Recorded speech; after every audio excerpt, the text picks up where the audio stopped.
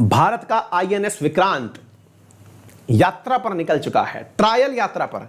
Trial यात्रा पर मतलब हमारे द्वारा समुद्र में उसका पदार्पण हो चुका है कि जाइए चेक करिए कि कोई गड़बड़ सड़बड़ तो नहीं है, पता लगाइए, अगर हो तो फिर 2022 तक उसको दूर कर देंगे और आपको पूरी तरह से समुद्र में उतार देंगे। कौन है ये आईएनएस विक्रांत? आइए आज इसी के बारे में आपको बताते हैं, क्योंकि आईएनएस विक्रांत का स्वदेशी रूप से निर्मित हमारा इंडिजीनियस विमान वाहक पोत, indigenous aircraft carrier that is INS Vikrant पूरी तरह पानी में उतर चुका है।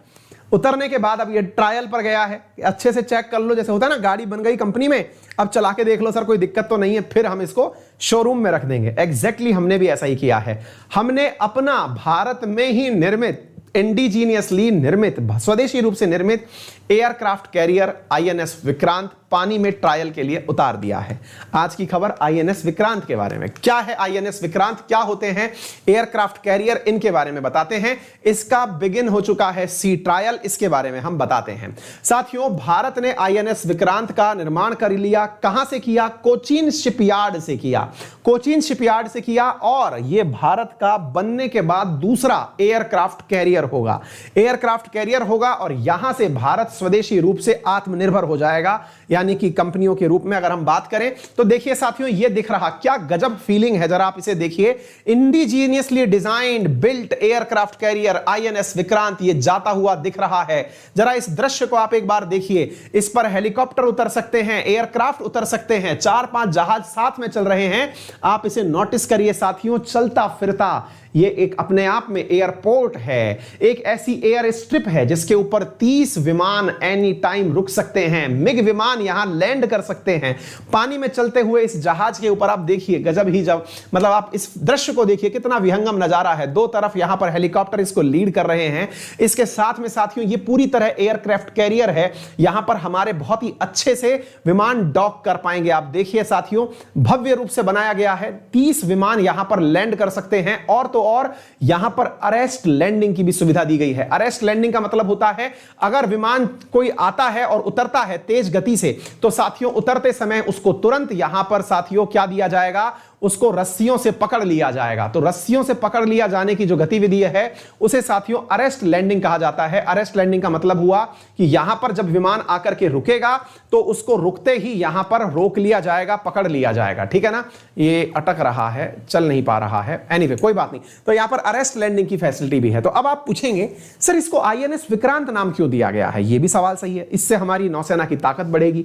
क्या भारत के पास ऐसा ऑलरेडी कोई और नहीं है क्या जिसके पास में हम जाकर के अपनी विमान को उतार सके? एक पानी के अंदर एयरपोर्ट बनाने की जो आपने ये कला ढूंढी है, ऐसा कोई भारत के पास और नहीं है क्या? बिल्कुल है, ऑलरेडी भारत के पास एक है, लेकिन उसके बाद में अब ये जो बनाया गया है ये भारत का दूसरा इंडिजीनियसली एयरक्राफ्ट कैरियर होगा।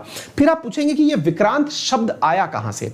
बेटा विक्रांत शब्द आया कैसे कि हमारे पास ऑलरेडी एक ऐसा ही कैरियर हुआ करता था जो हमने यूनाइटेड किंगडम से 1961 में लिया था।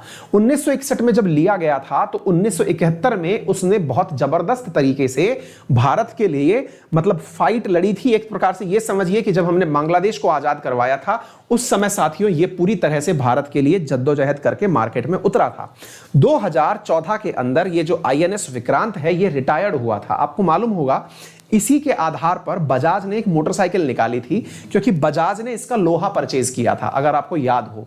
और जो उनकी एक मोटरसाइकिल आती है वी के नाम से, अगर आपने देखा हो तो इस प्रकार से एक लोगो लगी हुई आईएनएस विक्रांत के नाम पर है ना, एक फोटो भी आती है बजाज की, अगर आपने देखा हो वी, बजाज वी करके है ना, तो वो इसी के लोहे से बनी है ऐसा बजाज कंपनी क्लेम करती है। ठीक है, तो हमने 2014 में इसको डिसमेंटल किया और फिर नया बनाना शुरू किया। भारत का ये इंडिजीनियस एयरक्राफ्ट कैरियर है और यह बनकर के अब तैयार हो गया है। इसके ऊपर 29 मिग 29 के उतर सकता है। Kamov 31 airborne early warning helicopter उतर सकते हैं। मल्टी रोल हेलीकॉप्टर यहां पर उतर सकते हैं। लाइट हेलीकॉप्टर यहां पर उतर सकते हैं। 55 किलोग्राम प्रति घंटे की रफ्तार से यह चल सकता है, यानी इसकी स्पीड मतलब 55 किलोमीटर प्रति घंटे की रफ्तार से यह चल सकता है। गजब तरह की इसके अंदर चीजें लगी हुई हैं। यहां पर बहुत मतलब 2 रनवे हैं पैरेलली, इनके ऊपर टेक ऑफ भी हो सकता है और यहां से कोई टेक ऑफ के साथ साथ उतर भी चढ़ सकता है, चढ़ भी सकता है। भारत के पास ऑलरेडी जो है वो आईएनएस विक्रमादित्य है, जो कि भारत भारत का इकलौता एयरक्राफ्ट कैरियर है। अब हमारे पास विक्रांत हो जाएगा तो निश्चित ही हमारे पास में 2 एयरक्राफ्ट हो जाएंगे, एयरक्राफ्ट कैरियर हो जाएंगे। यानी कि एक प्रकार से समझिए कि जहाज को मतलब हवाई जहाज को उतारने के लिए एक हेलीपैड जैसी व्यवस्था जो पानी में लंबे समय तक डटी रह सकती है।